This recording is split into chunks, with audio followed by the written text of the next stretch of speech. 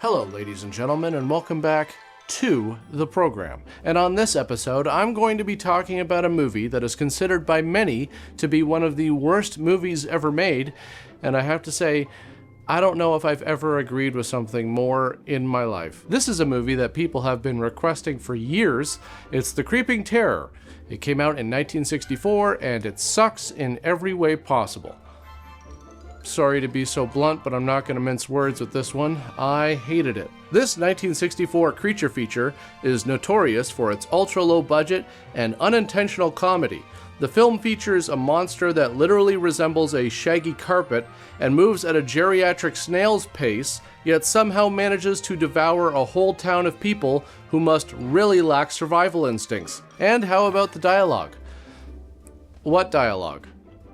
Yeah, I'm serious. There's pretty much none. A deadpan narrator talks over nearly every scene, describing action and even people's supposed conversations with the enthusiasm of a bored documentarian. So what happened to the original dialogue? Well, I'm not exactly sure. I found conflicting reports on what actually happened, but regardless, the end result feels less like a sci-fi horror flick and more like an awkward instructional film.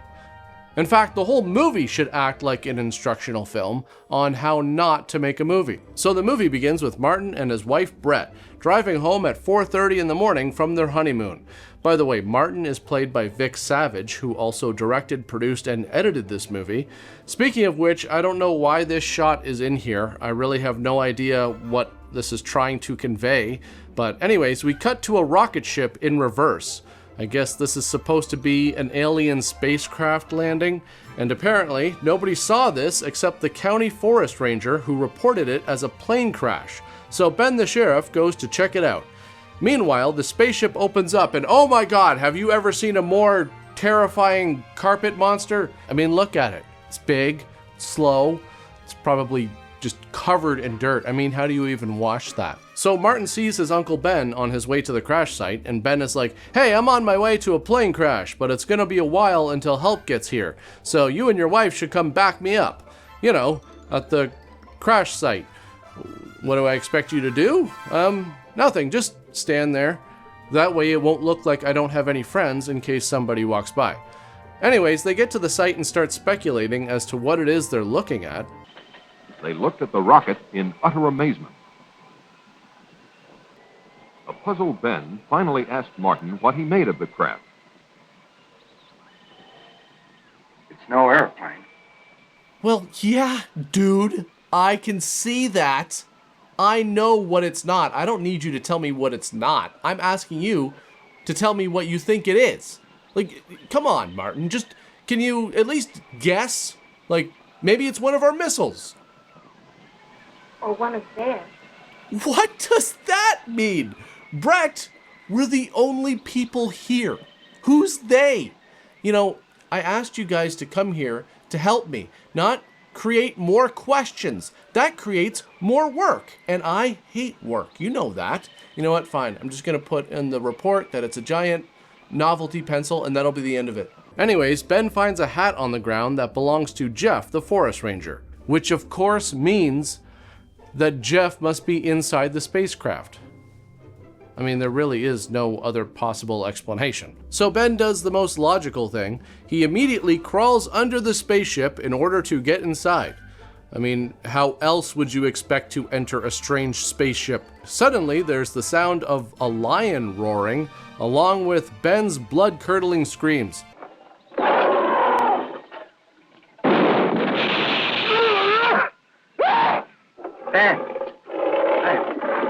And obviously this is incredibly tragic because I don't think Jeff is ever going to get his hat back now.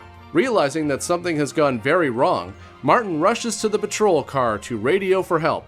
According to the narrator, within an hour, a special unit of soldiers arrives to secure the scene.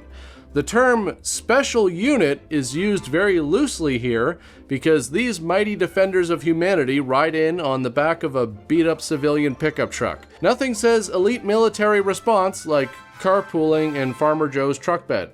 Our special unit, led by Colonel James Caldwell, immediately encounters their greatest challenge, a fallen tree blocking the road. So now we get a tense action sequence of 5 guys moving a log out of the way. Upon reaching the crash site, the soldiers fan out, guns at the ready. Martin and Brett are just gone now. I don't know why, the film doesn't say. They might have just wandered off set. Colonel Caldwell barks orders at 2 of his men to enter the spacecraft, and inside the craft, the soldiers find technology, banks of instruments and dials, all labeled in English for their convenience. Yes, that was truly thoughtful of those aliens. The soldiers also make a startling discovery. There's a second monster inside the ship, restrained by what looks like metal straps or maybe aluminum siding nailed haphazardly to the wall. Yes, it looks like they have located Carpet Monster number 2, chained up and writhing gently. This raises an important scientific question. If one monster is here, restrained, then what ate Uncle Ben? Well, the film briefly suggests that even though restrained, the monster could move around somewhat, implying that it gobbled up Uncle Ben and the forest ranger who entered earlier. So sure, let's just go with that. Logic has already left the building anyway. So the soldiers exit the craft to report this finding, and Colonel Caldwell keeps amazingly cool at the news that there's a giant alien beast strapped up in there. The colonel, showing either nerves of steel or a blissful lack of imagination, decides to set up a perimeter around the crash site and wait for further orders because obviously this whole man-eating carpet situation is above their pay grade. Back at their makeshift headquarters at the sheriff's office, we get more narration to cover what would have been some riveting scenes of phone calls. The narrator tells us that Colonel Caldwell has contacted the highest possible authority and has been ordered to hold tight until Dr. Bradford arrives. And who is Dr. Bradford, you ask? Well, only the world's leading authority on space emissions, according to the narration. Upon arrival, Bradford was to take complete charge of the operation. He was the world's leading authority on space emissions. Yes, space emissions. Whatever that means. This scientist has been called in to take complete control of the situation. Obviously, the Colonel and Martin are pretty pissed off about the government's intellectual approach to the whole thing, but hey, sorry, when it comes to how to handle giant walking shag rugs, you gotta call in the expert. That's just common sense. Anyways, because Uncle Ben has clearly been eaten by the monster inside the ship, Martin is appointed temporary sheriff. It's a battlefield promotion of sorts. One minute you're a deputy on a joyride with your wife, the next you're acting sheriff in an alien invasion. Life comes at you fast. It's at this point that we need to see the monster at work. So we have a young couple making out on a picnic blanket until their romantic afternoon is interrupted by a strange sound. The sound of the monster approaching, which is dubbed with the sound of a lion. And why not use lion sound effects for a space slug? I mean, who's gonna question the accuracy? I mean, it's a good question. What would a giant space carpet sound like? Just rustling? It's kind of boring. The young man, proving that fight or flight sometimes chooses flight, runs off into the woods without his girlfriend. And yeah, I guess chivalry is dead, but at least he might not be. The bikini-clad girl, however, reacts in true B-movie fashion, screaming and not moving as the monster slowly devours her. And the reason it's such a slow process is because the victims basically have to feed themselves to it. The monster doesn't so much chomp as it does act like a living sleeping bag that the girl struggles to climb into, and this just takes forever, and it's not exactly terrifying with all the random bits of fabric flopping around. Meanwhile, back at the heavily guarded spaceship, Martin has to come up with a cover-up as to the whereabouts of Ben and Jeff. So he comes up with the story that Ben and Jeff went on a fishing trip to British Columbia. Perfect! And the Colonel actually got their families to go along with the whole thing, which might actually be one scene missing from the movie that I would love to see. Like, okay folks, the truth is your loved ones were killed by a giant space carpet, but look, we're just going to tell everyone that they went on a fishing trip, and we kind of need you to go along with the whole story, because, you know, we can't just come out and tell people that there's a giant space slug running around, especially one that's upholstered. They might get upset. So Dr. Bradford now arrives on the scene. William Thirlby, who plays Bradford, he was also the Marlboro Man, I believe, and he carries himself like he's wandered in from a far better movie, and he kinda did, because before this, apparently he was in The Manchurian Candidate, just uncredited. Anyways, he explains that he views this as a magnificent opportunity for mankind and wants to wait for certain equipment to arrive before entering the ship or messing with the monster. And what equipment would that be? A giant butterfly net? A really big rug beater? No, it's TV cameras so that he can watch the monster and see how it reacts to certain things. So yeah, not nearly as exciting as a giant butterfly net. Or that rug beater, that I'd really like to see. But the important thing is, while the experts sit around twiddling their thumbs, there's a second monster on the loose running around.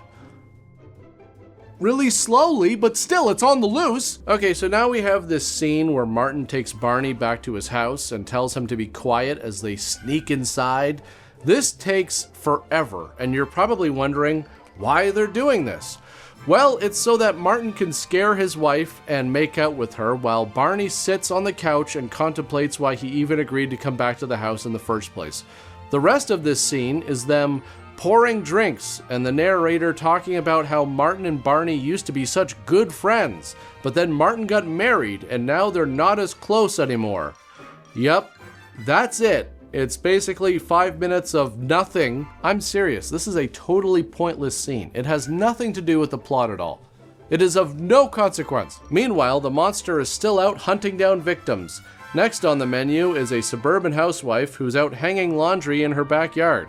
It's amazing that she notices the rustling trees, but doesn't notice the giant monster coming out of the trees until it's pretty much right in front of her. She then proceeds to just stand there and do absolutely nothing. Yes, another victory for the slowest moving carnivore of all time. At this point, the monster's hunting strategy is pretty clear. Rely on humans to be incredibly dumb or just paralyzed with fear. And it's a pretty good strategy. That afternoon in Moncrief Park, a group of neighbors got together for a hootenanny. Okay, well, they're all dead. I mean, you can't have an official hootenanny in a science fiction film without someone getting brutally murdered. Everyone knows that. Anyways, the monster shows up, and of course, nobody runs away. One guy decides that fighting back is an option. Apparently, he's the only person in this town with any kind of survival instinct, except that his weapon of choice is an acoustic guitar, attempting to slay the beast with the power of folk rock. Suffice to say, this strategy fails, and our guitar hero gets promptly swallowed for his efforts, perhaps becoming the first musician in history to be upstaged by a carpet. You know, because it ate him. Now, you might think that the other people at this hootenanny would have run off by now. Well, if that's true, then you haven't been paying attention at all, and I'm really disappointed. No, all of the others just sit there on the blanket as if huddling together will somehow resolve the situation, but it really just helps turn this picnic into a buffet. By now, it's abundantly clear the monster isn't catching people. People are surrendering themselves to it. It's almost as if the townsfolk just have nothing to live for, which is really sad because I'm sure there's a bunch of stuff to do in this town, like dancing and... Well, no, I think that's pretty much it, and you are about to see a ridiculous amount of footage of it. You might think word of all these disappearances would have gotten around town by now, and that the community would be on high alert.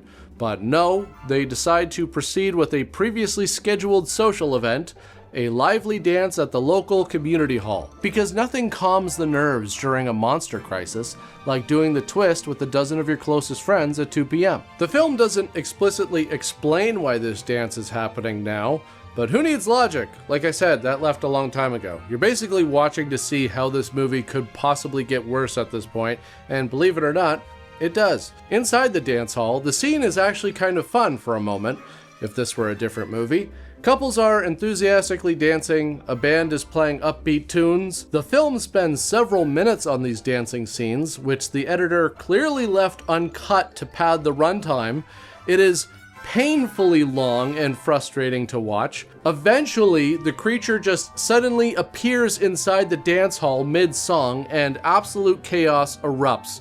There's no shot of it smashing through a door or a window.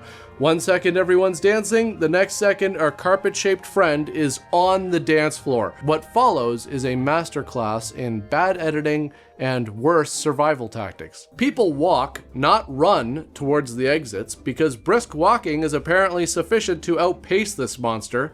Some folks don't even hurry. They mill around as if unsure whether to flee or grab their coats first. In the midst of this, incredibly, a fist fight breaks out. Two men start punching each other for reasons unknown, perhaps fighting over who gets to escape first, or maybe one owes the other some money and hey, it's the end of the world, might as well be now or never to settle it. The monster, unfazed by human melodrama, continues snatching slow-moving dancers. And I don't understand this, just leave! The door's open, and yeah, there's a bunch of people, but it shouldn't take this long to get everyone through those doors. People literally hurl themselves into the monster's gaping mouth, one after another. They sort of dive or tumble at the monster, as if volunteering to be part of this all-you-can-eat smorgasbord. It's less an attack sequence, and more a bizarre performance art piece about human sacrifice to an elder carpet god. I mean, look at this couple. They could have easily run around the monster and out the door, but they walk right towards it. By the end, dozens of people have been consumed, and there's a very good chance that this may be the least suspenseful massacre ever filmed. And you might be wondering, where are Martin and Brett during all of this? Surely the new sheriff and his wife are racing to warn the townsfolk or evacuate the dance hall. Nope. In one of the movie's most absurd cuts, and there's quite a few, we see Martin and Brett parked in a car nearby, making out. The colonel decided to organize a county-wide search. Martin's assignment was to search the north end of the county. I mean, there's an actual search going on for all the missing people at this point, and Martin and Brett, I guess, found that to be quite the turn-on. Anyways, now we have the massacre at Lover's Lane, and this is basically what you'd expect. The monster killing people who are making out in their cars. And this might be the most shocking moment in this movie. Not the killing, the fact that some of these people actually ran away from the alien for once, instead of just waiting to be killed, which has been the trend, and the narrator delivers one of the most memorable lines here.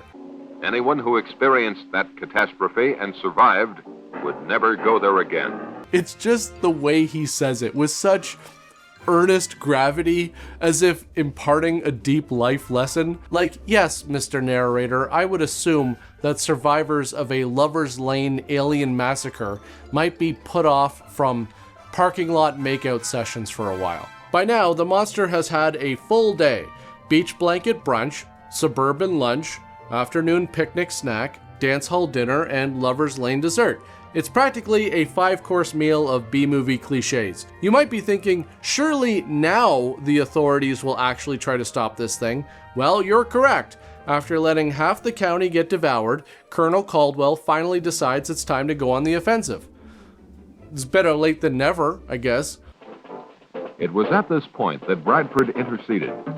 He demanded that the monster be taken alive at all costs. The colonel's protests about the dead and missing made no impression on Bradford. Look, Doctor, let's not get greedy here, okay? There's another monster tied up in the spaceship. You can have that one. Let us blow this one's brains all over the place.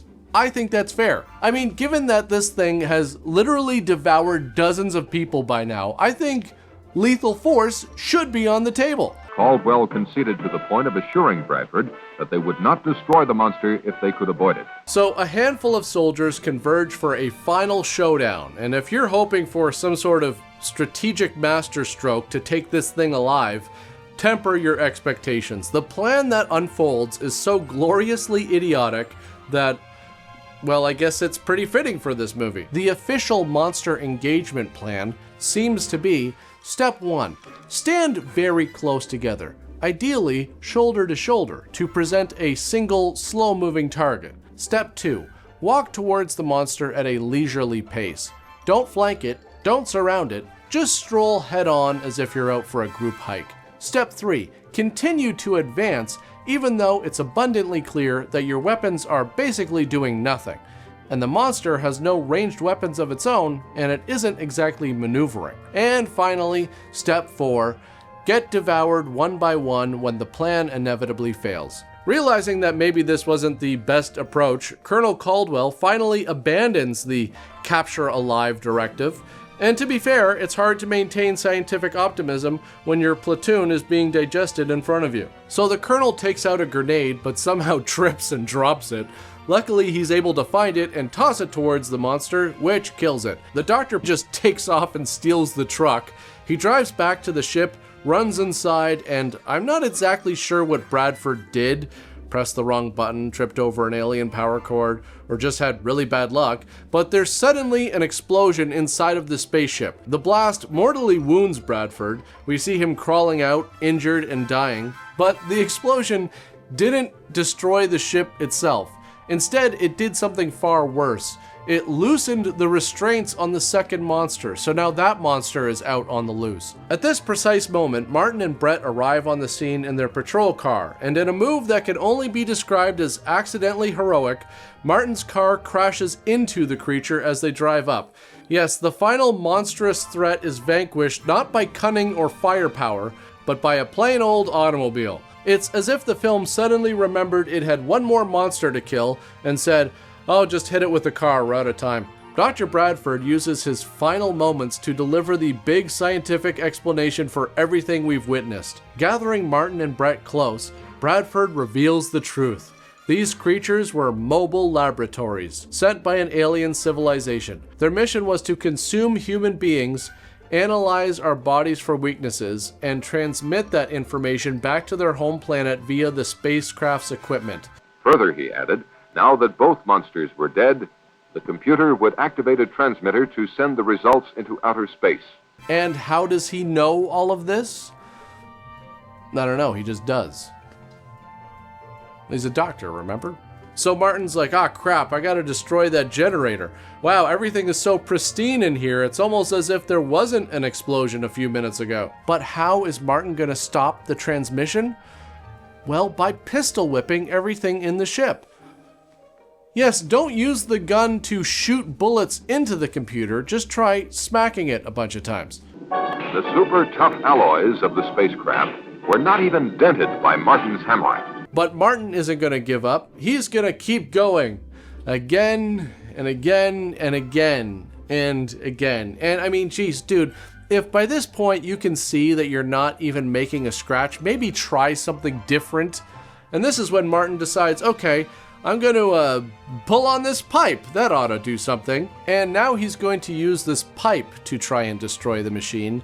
And this might be my favorite part of the movie because it's just so funny to watch this guy keep trying something that clearly isn't working.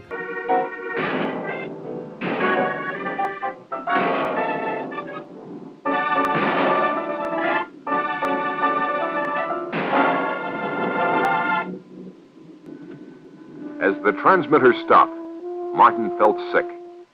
Evidently, all the information had been transmitted. But it might be okay because Dr. Bradford says there's a chance that the alien's planet doesn't even exist anymore, but only God knows for sure. The end. This is a film that truly delivers on its title. It creeps, slowly, and it's a terror to any standard of good filmmaking. Scene by scene, we witnessed a masterclass on how not to make a movie. From the monster that looks like a discarded carpet installation to replacing dialogue with endless narration, the technical flaws would be fatal in a serious film, but here they morph into comedic gold. It's almost as if the movie is unknowingly self-parodying. It's like it's a spoof of 1950s monster movies without knowing that it's a spoof. I want to thank all of my supporters on Buy Me a Coffee, Patreon, and my YouTube channel members. I want to thank all of you for tuning in, but that's pretty much it for this one, and I'll see you all next time. I swear to God, if you guys ask any more questions, I'm going to turn that car around and we're going to go back home. And then none of us will get to see the giant pencil up close. I mean, maybe there's a giant novelty eraser on the back of it. We'll never know. And that'll be your fault. That'll be your fault. So don't complain to me that we never got to see the giant eraser. That's on you. Yes, space emissions. Whatever that means. This guy's got to be like a galactic fart expert. Look, space emissions is nothing to joke about. You can't have a bunch of old spacecraft traveling around polluting the universe. You know, you gotta get that shit E-tested.